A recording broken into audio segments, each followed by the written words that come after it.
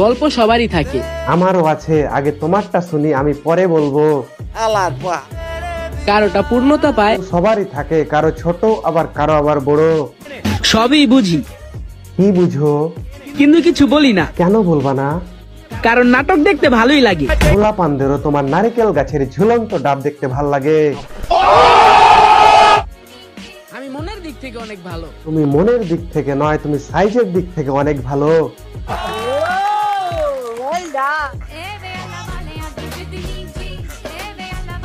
থাক প্রিয়, নাটক কম করে, এত মুচড়ামুচড়ি করলে ফেটে দুধ বেরিয়ে পড়বে।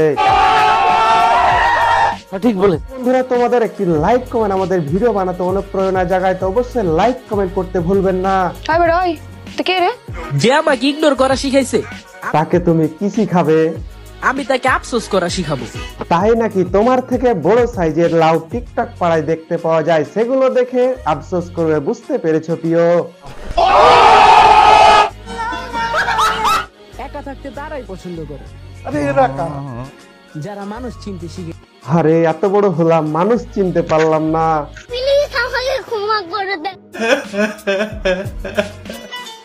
আমাকে দিয়ে প্রেম হবে না, এইটা আমিও জানি, তোমাকে দিয়ে ফুটো মারা হবে।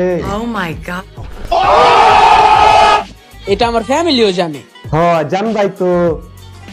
তাই আর সন্দেহ করে না। তোমার ফ্যামিলি তো তোমার মেশিনের ফুটোর টাকা দিয়ে চলে, তাই সন্দেহ করে না। ঠিক বলে। আমি কখনোই তোমার থেকে বেটার কাউকে খুঁজবো না। পাগল হয়েছেন? আমার অস্ট্রেলিয়ান গাভী পালার শখ নাই, দুধের আশায়। বুঝো না এই ব্যাপারটা।